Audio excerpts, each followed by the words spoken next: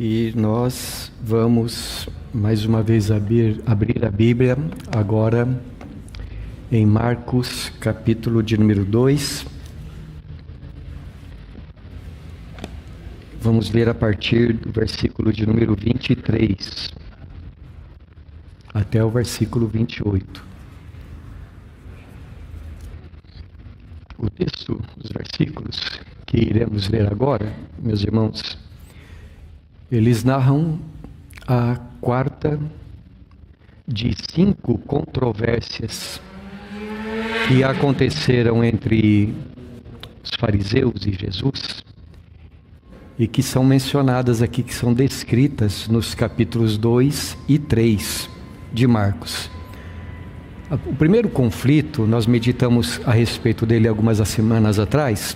Aqui ele vai do versículo 1 até o versículo de número 12, e ele surgiu porque Jesus havia declarado a um homem paralítico que perdoava os pecados dele, coisa com a qual os fariseus não se conformaram, porque segundo eles, somente Deus tem autoridade para perdoar pecados. Então Jesus não podia ter feito aquilo, na visão dos fariseus. Depois, um segundo momento, nós meditamos também nos versículos 13 até o 17, foi quando Jesus estava comendo e bebendo com pecadores, o que na visão dos fariseus fazia de Jesus um pecador também. E por causa disso, mais uma vez, o conflito. Depois do versículo 18 até o versículo de número 22, o problema foi porque Jesus e os discípulos dele não jejuavam nos tempos em que alguns grupos judaicos, no caso os fariseus e os discípulos de João também, estavam jejuando, enquanto que os discípulos de Jesus não faziam isso. Agora, aqui no capítulo 2, do versículos 23 em diante, assim como vai acontecer também depois no capítulo 3, a controvérsia, a questão gira em torno da guarda do dia do sábado. Então, no versículo de número 23, o texto começa dizendo assim: Ora, aconteceu atravessar Jesus em dia de sábado as searas, e os discípulos, ao passarem, colhiam espigas. Vejam, de acordo com a lei do Senhor que Moisés havia dado, quando uma pessoa estivesse passeando por uma plantação e ela sentisse fome, ela poderia ir até a plantação, mesmo que tivesse uma cerca, poderia pular a cerca, ir lá, pegar alguma coisa e saciar com isso a sua fome. Então, não haveria problema algum em Jesus e os discípulos estarem fazendo isso. Uma pessoa colher alguma coisa para se alimentar. Ela só não poderia sair dali carregando coisas para vender depois. Mas o problema aqui não está nisto, no fato de que os discípulos colhiam de uma plantação que não era deles. A questão não foi essa. É porque na ótica dos fariseus, o problema é que os discípulos estavam fazendo isto num dia de sábado. Então, os discípulos e Jesus, que permitia os discípulos fazerem isso, estavam quebrando o quarto dos 10 mandamentos. Ou melhor, estavam quebrando toda a lei que havia sido dada por Deus.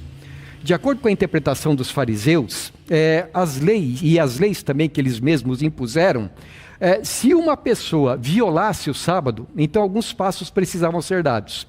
Primeira coisa, a pessoa precisava ser advertida de que aquilo que ela estava fazendo era errado. Mas se a pessoa persistisse no erro dela, então eles abriam um processo contra a pessoa, e conforme o resultado daquele processo de julgamento, a pessoa poderia ser condenada ou à morte, ou então a ser açoitada. Isso eles levavam em consideração os agravantes e os atenuantes da situação.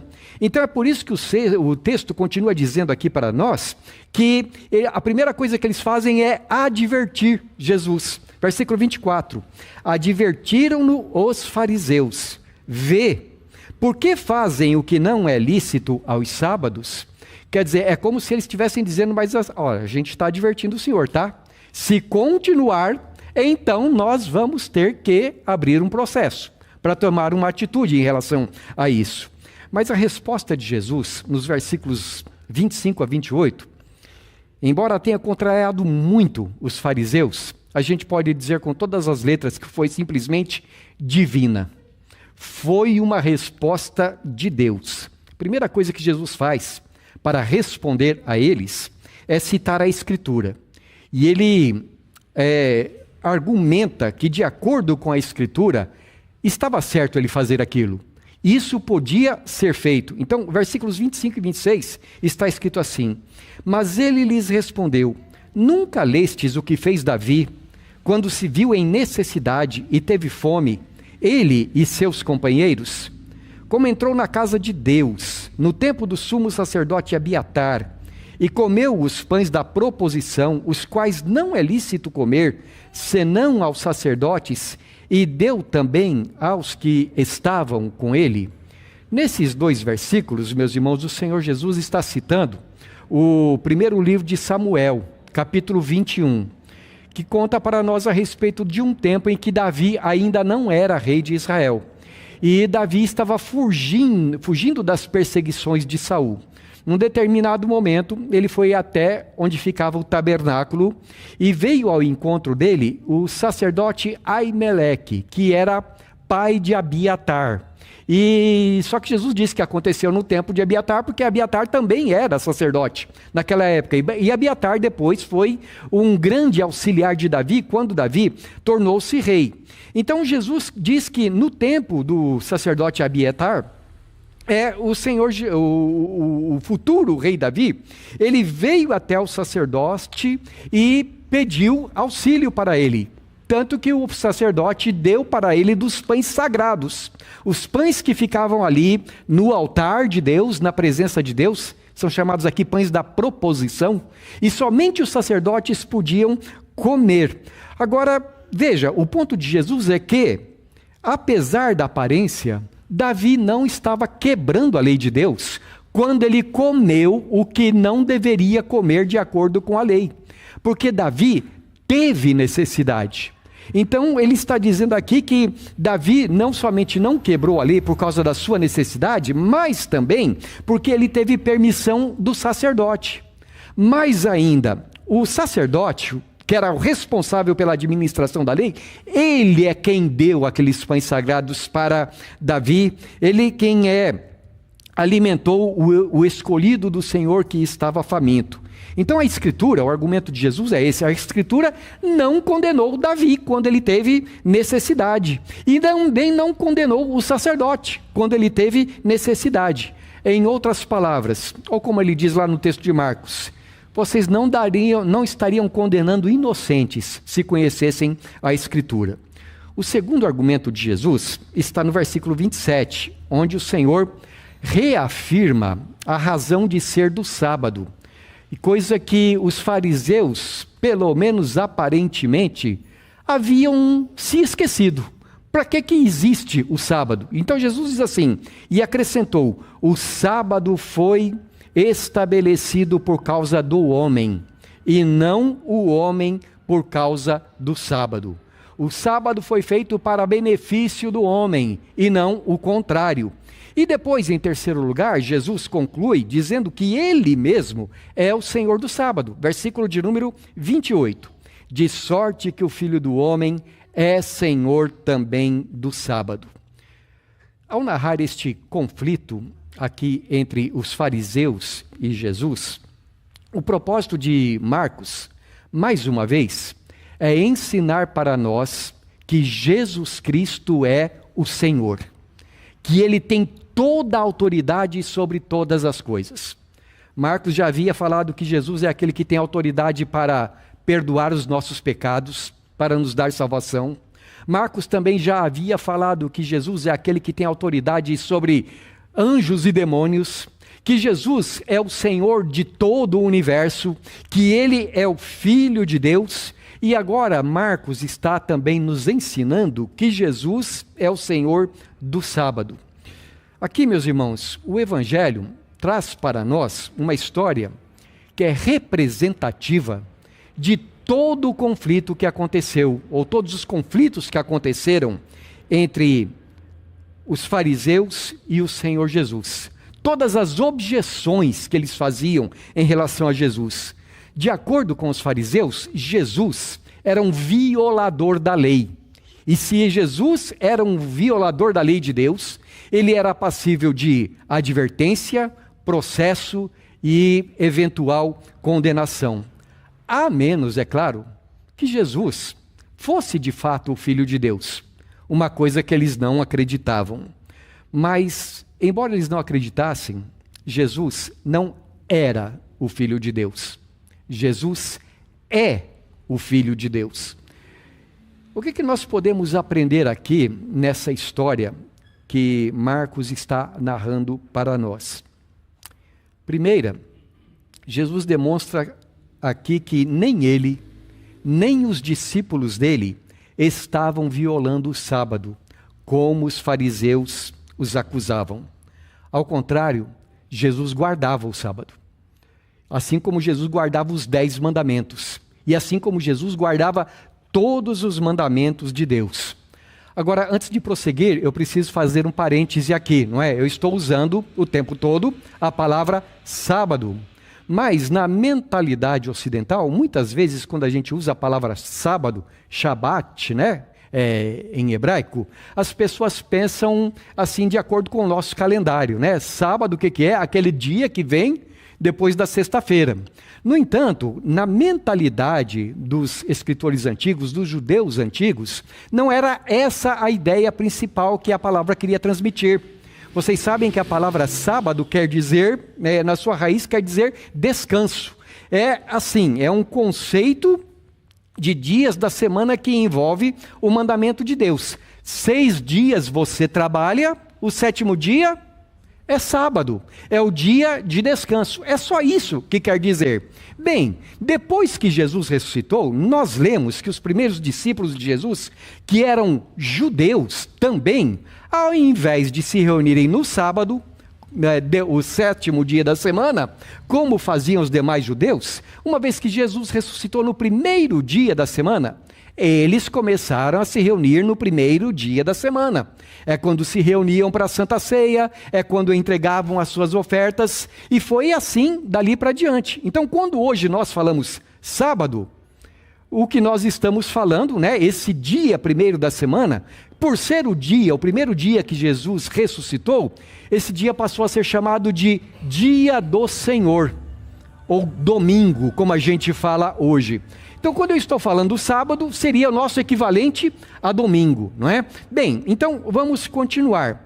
Aí o Senhor Deus, o Senhor Jesus, ele, como eu estava afirmando, ele não entendia que o domingo, ou o dia de sábado, melhor dizendo, era um dia que não era importante aos mandamentos de Deus.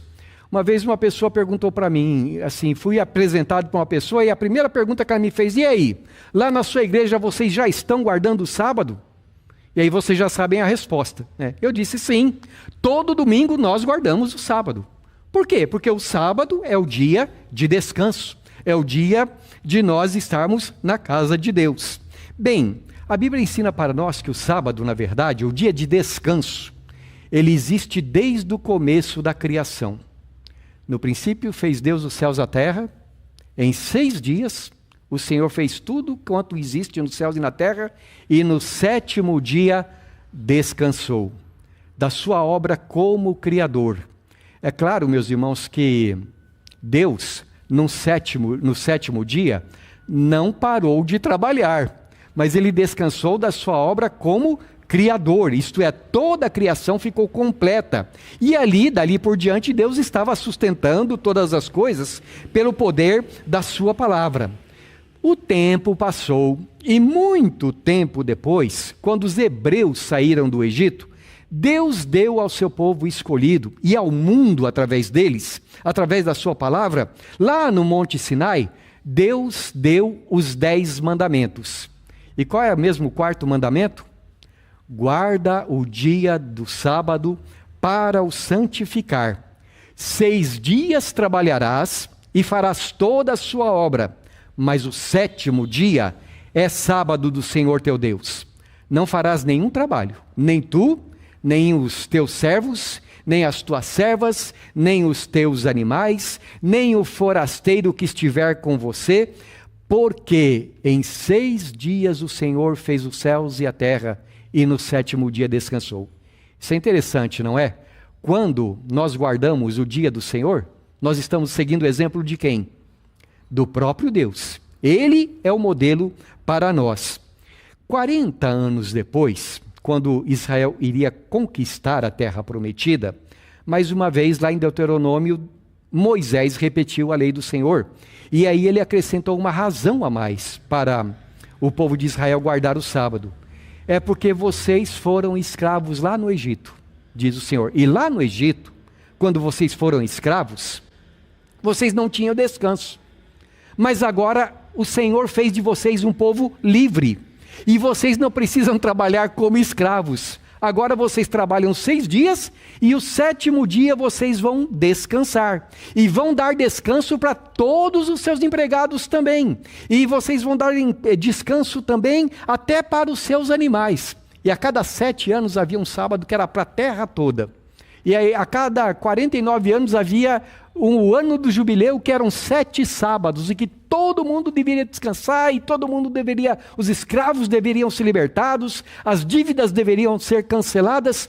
Todas essas coisas Deus colocou lá na lei de Moisés. Então é por isso que em Êxodo capítulo 31, quando Deus está falando a respeito do sábado, ele diz que o sábado foi estabelecido por ele como um sinal da aliança que havia entre ele e o seu povo. Todos os demais povos não guardavam o sábado. Israel guardava. Israel era um povo que pertencia ao Senhor. Então a vida deles era uma vida melhor. Era uma vida, nesse sentido, abençoada. Em Isaías capítulo 58, o profeta diz que o sábado era um dia santo. Mas não era um dia santo para as pessoas ficarem tristes. Era um dia de alegria. Era um dia prazeroso, consagrado ao Senhor. Quando as pessoas então falavam: hoje eu vou descansar, hoje eu vou me alegrar no Senhor por todo o bem que Ele tem feito. Isso significa que quando você santifica o dia do Senhor, isso é um sinal de que você é povo da aliança, que você é crente em Jesus e que você não é escravo do trabalho. Crente não tem preguiça de trabalhar, mas ele também entende que ele não deve ser um escravo do seu trabalho. Significa que você confia no Deus que supre as suas necessidades e que o suprimento das necessidades suas é suficiente. Você não precisa estar correndo mais atrás de dinheiro, não precisa estar correndo mais atrás de bens materiais, porque o Senhor tem te dado tudo quanto você precisa. Assim, meus irmãos, tanto para Jesus como para os discípulos, o sábado era sim um dia consagrado ao Senhor, um dia de descanso. Se Jesus tivesse quebrado o sábado ou qualquer outro mandamento, ele simplesmente estaria pecando. E se ele pecasse, não teria como ele salvar-nos dos nossos pecados, porque ele teria morrido na cruz por causa dos pecados dele mesmo. Vamos ver, eu quero ler com os irmãos a maneira como Jesus pensava nos mandamentos, conforme ele fala para nós lá em Mateus capítulo 5. Eu peço que você, por favor, abra sua Bíblia lá em Mateus capítulo 5. Nós vamos ler do versículo 17 ao versículo de número 19. Mateus 5, de 17 a 19, Jesus diz assim: não penseis que vim revogar a lei ou os profetas. Não vim para revogar, vim para cumprir. Porque em verdade vos digo, até que o céu e a terra passem, nenhum i ou um tio jamais passará da lei, até que tudo se cumpra. Aquele, pois, que violar um destes mandamentos, posto que dos menores, e assim ensinar aos homens, será considerado mínimo no reino dos céus. Aquele, porém, que os observar e ensinar, esse será considerado grande no reino dos céus. Quando Jesus diz assim, eu vim para cumprir a lei, existem muitos aspectos que a gente pretende voltar, se Deus nos conceder, dentro de algum tempo, dentro de pouco tempo, para ver esses muitos aspectos aqui. Mas o que eu quero destacar, meus irmãos, é a maneira como Jesus entendia e ensinava que nós devemos considerar a lei do Senhor. Ele diz assim, olha, se alguém não obedecer ou violar um desses mandamentos, mesmo que seja dos menores, e assim ensinar aos homens, será considerado mínimo no reino dos céus. Mas aquele que os observar e ensinar, esse será considerado grande no reino dos céus. Veja, se Jesus tivesse violado o sábado, ou qualquer outro mandamento, ele não poderia morrer na cruz pelos nossos pecados. E nós precisamos ter para com os mandamentos de Deus a mesma consideração que ele. E isso vai nos levar a uma segunda consideração então. Jesus demonstra que ele estava observando o sábado corretamente. Mais ainda, Jesus demonstra que ele estava interpretando corretamente a palavra de Deus na sua vida. E não somente interpretando, mas também aplicando. Aqui em Marcos nós temos assim uma narração bastante sucinta, porque o propósito de Marcos é mostrar para nós que Jesus Cristo é o Senhor. Esse é o propósito principal, o ensino dele é muito claro. Mas eu desejo recorrer também a Mateus. Mateus, ele amplia um pouco mais, contando mais detalhes para nós desse acontecimento, e mostrar como, de acordo com Jesus, não era somente a lei de Moisés que continha a Escritura Sagrada. A Escritura tinha mais do que isso. Então, eu gostaria de ver com vocês agora Mateus capítulo 12. E a gente vai ler do versículo 5 até o versículo 7. No texto aqui de Mateus capítulo 12, os versículos 3 e 4 são paralelos àquilo que nós vemos já lá em Marcos, né? Quando o Senhor Jesus fala de Davi, lá em 1 Samuel capítulo 21. Mas agora, nos versículos 5 e 6, ele cita a lei de Moisés para acrescentar o seu argumento. Versículos 5 e 6 aqui de Mateus 12. Ou não lestes na lei que aos sábados os sacerdotes no templo violam o sábado e ficam sem culpa? Pois eu vos digo, aqui está quem é maior do que o templo. Só para situar os irmãos aquilo que eu quero dizer. Quando lá em Marcos ele cita o texto de 1 Samuel, ele está citando um livro daquele que nós classificamos como livros históricos. Nós temos 3 divisões no Antigo Testamento, não é? Temos a lei, os históricos e os proféticos. Jesus, primeiramente, ele cita um livro histórico. Agora, aqui Jesus está citando a lei. Ele está citando Números, capítulo 28, onde diz que, nos sábados, os sacerdotes entravam no templo, ofereciam sacrifícios, era o trabalho deles. Então, Jesus diz, vocês nunca leram que eles violam o sábado e que nisso não há problema?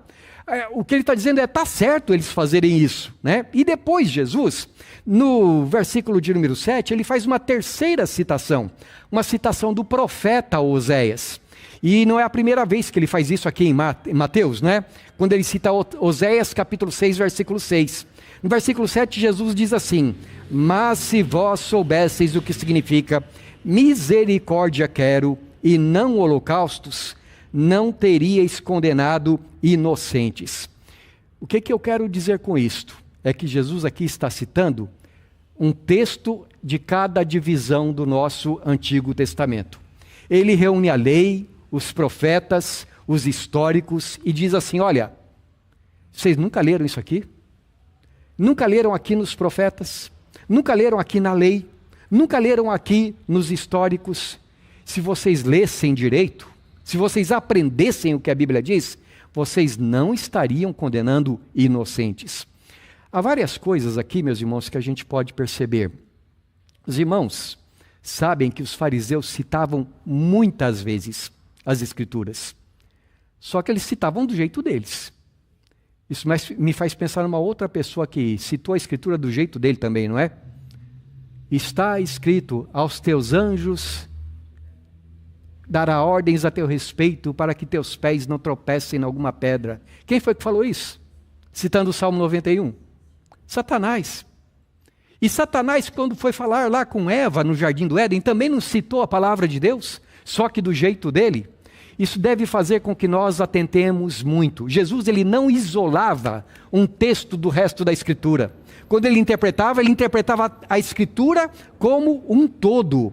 Jesus não ia simplesmente citando a esmo. Não, mas ele meditava, ele procurava entender o sentido. É dessa ótica, então, que o Senhor Jesus aqui, ele responde no versículo 27. O sábado foi estabelecido por causa do homem, e não o homem por causa do sábado. E aí, meus irmãos, nós temos dois argumentos que são explícitos aqui nas palavras de Jesus. Quem que foi criado primeiro, o homem ou o sábado? O homem. Haveria sentido criar o dia do descanso se não fosse para o homem? Deus precisava descansar? Aquele que não se cansa nem se fadiga? Ele precisava disso? Essa é uma primeira coisa. Lá na criação, o homem foi criado primeiro. Assim como mais tarde, Paulo escreve que a mulher foi criada por causa do homem, e não o homem por causa da mulher. Em segundo lugar, quando o Senhor Jesus fala que o sábado foi feito por causa do homem, ele nada mais está fazendo do que dizer qual foi o propósito de Deus, ao dar todos os mandamentos dele para nós. Eu gostaria de ler com vocês agora Deuteronômio capítulo 10, versículos 12 e 13. Deuteronômio 10, versículos 12 e 13.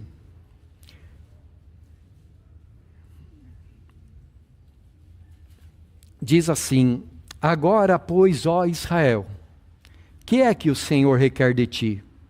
Não é que temas o Senhor teu Deus, e andes em todos os seus caminhos, e o ames, e sirvas ao Senhor teu Deus, de todo o teu coração e de toda a tua alma, para guardares os mandamentos do Senhor e os seus estatutos que hoje te ordeno. Para quê? Para o teu bem. Cada mandamento da palavra de Deus é para o nosso bem. Israel, o que Deus está pedindo de você? Eu acho interessante a palavra pedir, não é? Quando ele se refere aos mandamentos. Não é que você ame o Senhor teu Deus. E aí, nos versículos 14 e 15, ele acrescenta algumas razões a mais. Veja que coisa linda. Eis que os céus e os céus dos céus são do Senhor teu Deus. A terra e tudo o que nela há. Tão somente, e aí veja a grande razão, tão somente o Senhor se afeiçoou a teus pais para os amar. E o Senhor se afeiçoou a vós outros, descendentes deles, escolheu de todos os povos, como hoje se vê. De outra maneira, sabe por que Deus deu o sábado e todos os outros mandamentos?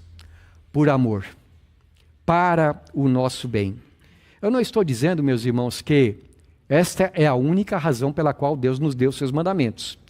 De acordo com a Bíblia, os mandamentos do Senhor também têm o propósito de, além de mostrar a vontade de Deus para nós, mostrar que nós somos pecadores, mostrar que nós precisamos ser perdoados, como diz o apóstolo Paulo, nos pegar pela mão e levar até o Senhor Jesus Cristo, através da fé. E todas essas coisas, meus irmãos, que naturalmente são para o nosso bem, também nos levam a glorificar a Deus e nos alegrar nele, a cada dia da nossa vida.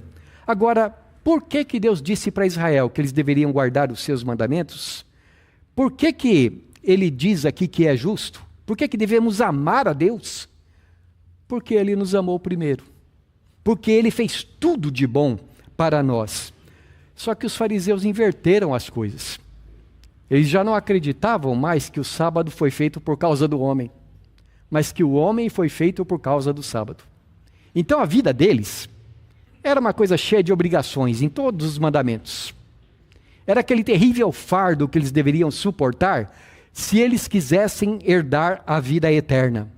Em outras palavras, eles não se comportavam como filhos de Deus. não eram filhos, eram escravos. Se você trabalha por escravidão, se você é obrigado a fazer certas coisas, já não está mais fazendo por amor. O escravo não faz por amor, o filho faz. E esse era o problema dos fariseus. Eles não entendiam qual é a motivação correta para a gente guardar os mandamentos, e então eles ficavam impondo coisas que Deus não havia imposto, que Deus não havia ordenado. O que Jesus fazia no sábado? Onde é que Jesus estava mesmo, logo em seguida? Voltando para o texto de Marcos. Se a gente volta lá para Marcos, era dia de sábado, eles estão andando pelas searas, eles comem as espigas pelo caminho, e no capítulo seguinte, no versículo 3, capítulo 3, versículo 1, onde é que Jesus entra? Na sinagoga. E lá tem outro problema por causa do sábado, porque Jesus cura um homem no sábado. Mas o que Jesus costumava fazer aos sábados? Eu gostaria de ler com vocês Lucas capítulo 4, versículo 16.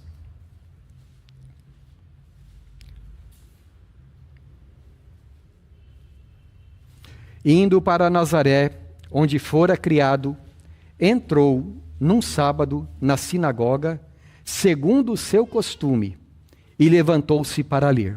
Aqui ele cita o fato de que quando alguém se levantava na sinagoga, então o chefe da sinagoga sabia que aquela pessoa iria ler a lei e iria explicar a lei, não é?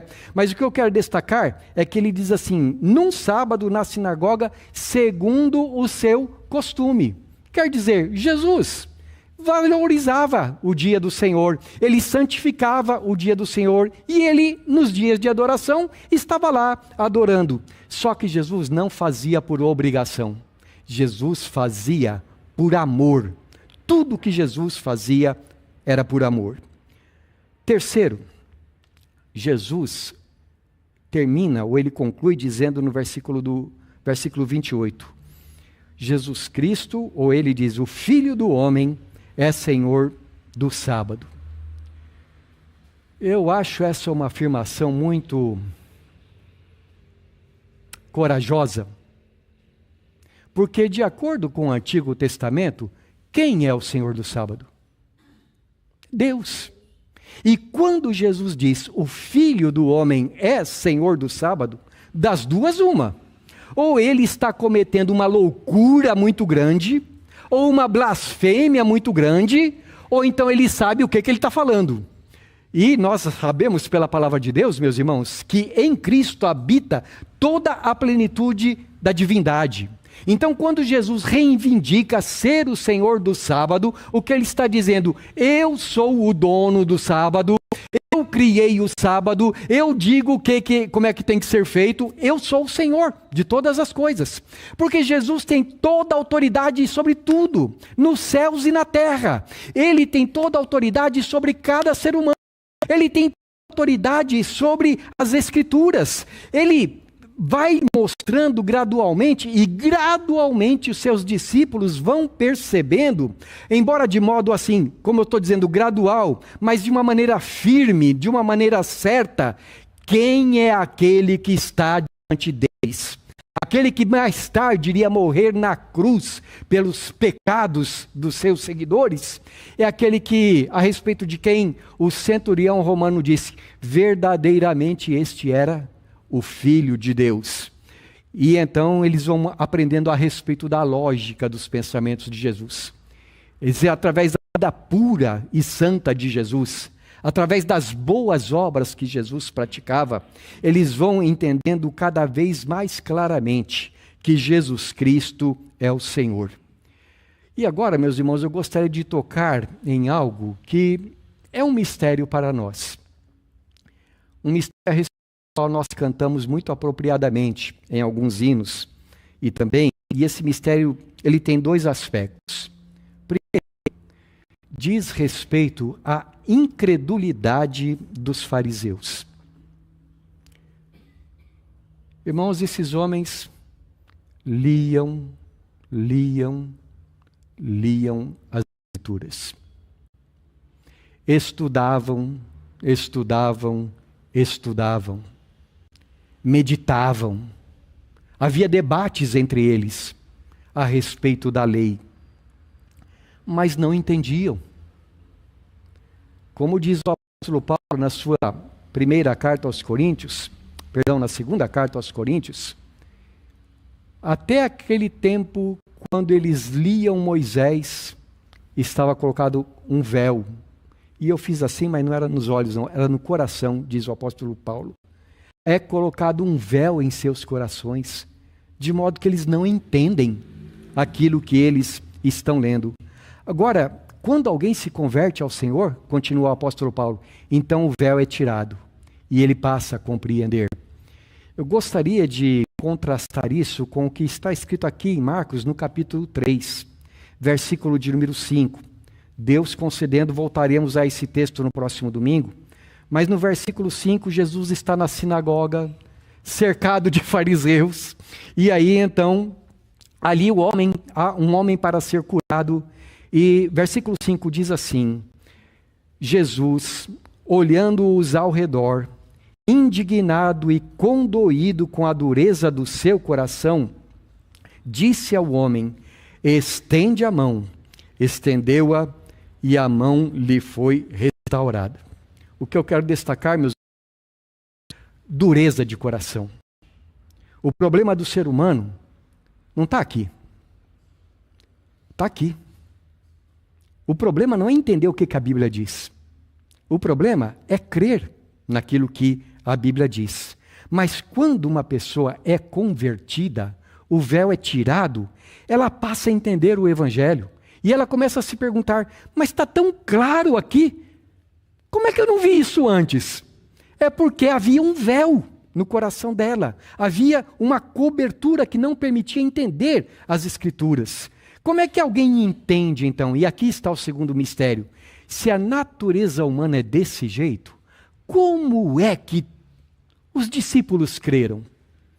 Como é que eles deixaram tudo? Como é que Paulo, depois de perseguir tanto a igreja, chega um dia em que ele entende e se torna o maior evangelista de todos os tempos? Eu gostaria novamente de citar Mateus. Mateus capítulo 11 agora. Vamos lá, Mateus capítulo 11.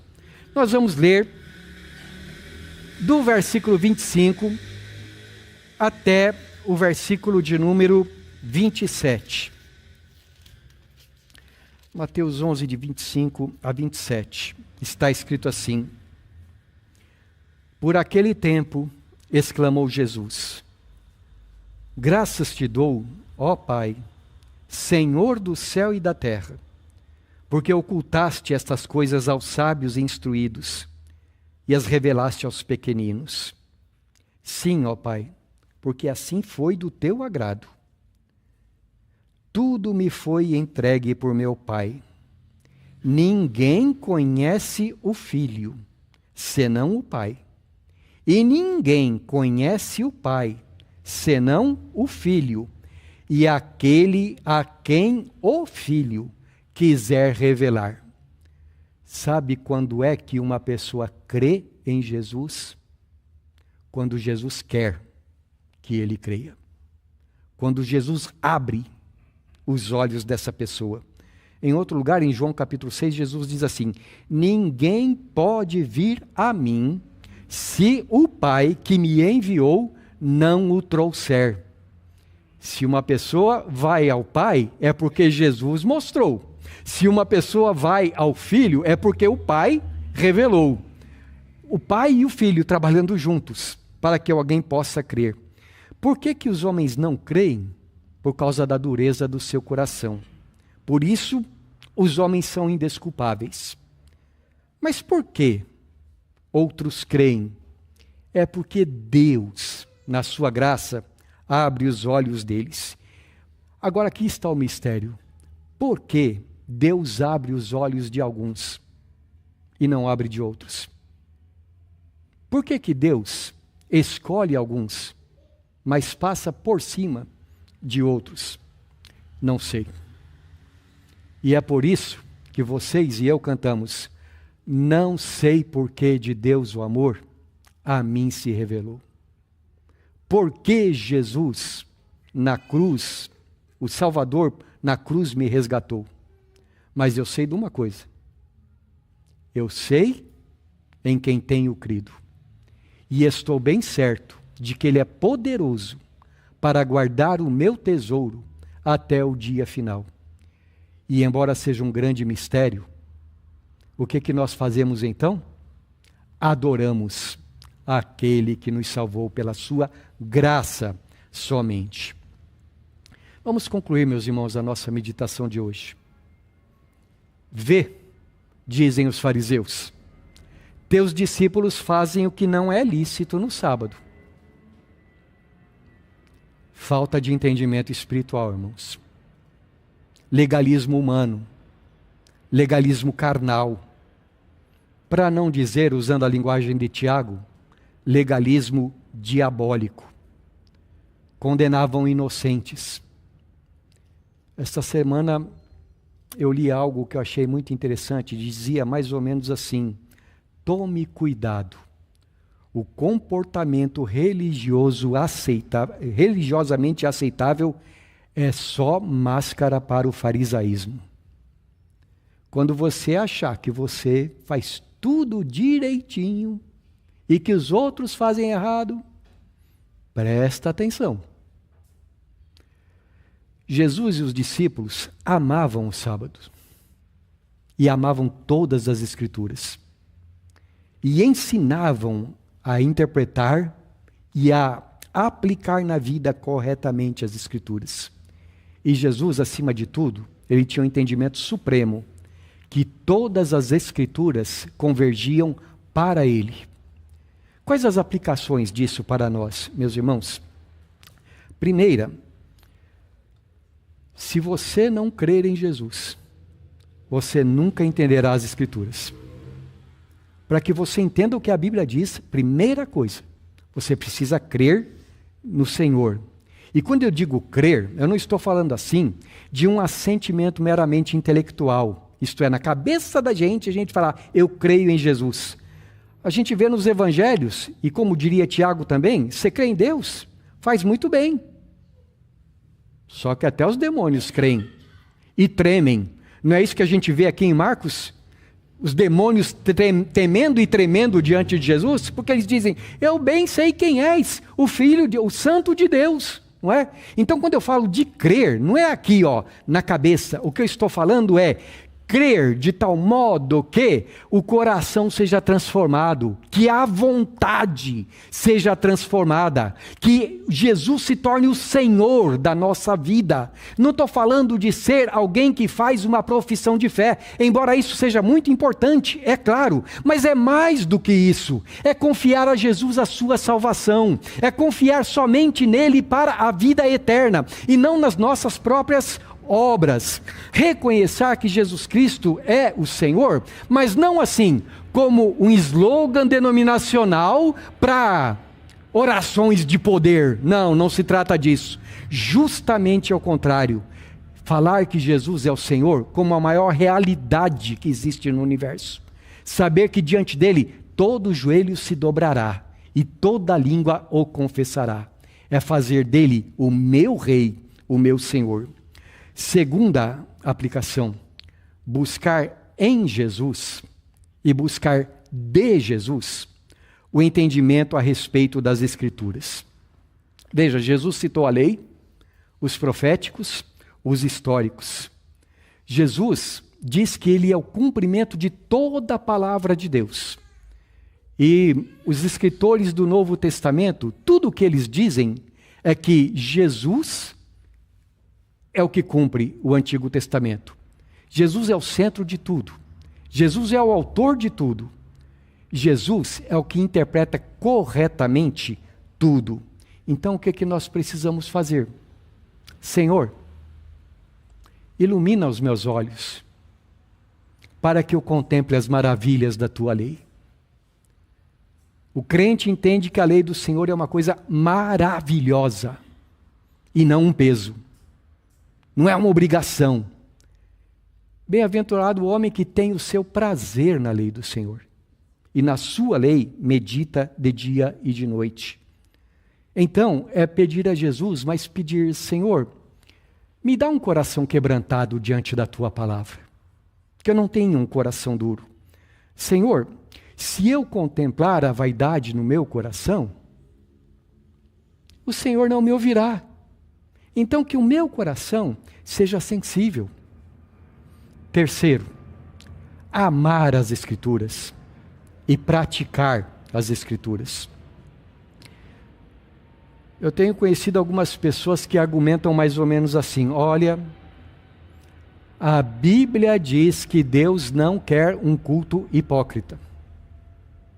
Eu não estou com vontade de ir para a igreja, então é melhor ficar em casa. Vou ficar esperando em casa Deus tocar no meu coração. Com todo amor, quem fala assim precisa criar vergonha. Porque nada mais é do que uma desculpa esfarrapada. Tá bom, Deus não quer um culto hipócrita, é isso que diz Isaías capítulo 1. Mas Deus também não quer que, como justificativa para isso, o coração da pessoa continue lá na sua dureza, e que ela não busque fazer a vontade de Deus. Nós não temos o direito de fazer isso com a palavra de Deus.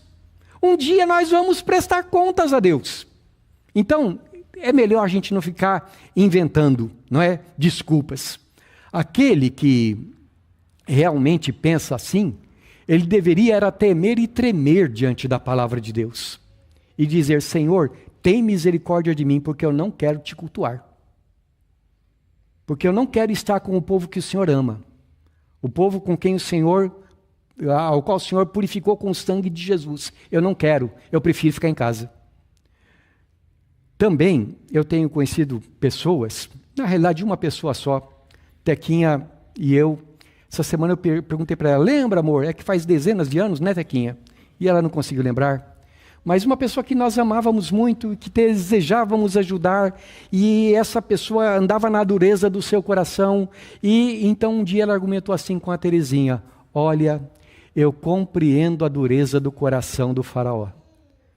Porque Deus, ele não, o ser humano, ele não pode se converter se Deus não tocar no coração dele. E o meu coração está igual ao do faraó. Então, se Deus não me tocar, eu não vou me converter. Você entende? Essa pessoa estava citando a doutrina correta como uma desculpa para continuar na dureza do seu coração. Se eu continuar assim, é com Deus. É Deus que está fazendo assim. Não. Nós não podemos usar a palavra de Deus para culpar a Deus. O que Paulo disse aos Romanos? Quem é você para discutir com Deus?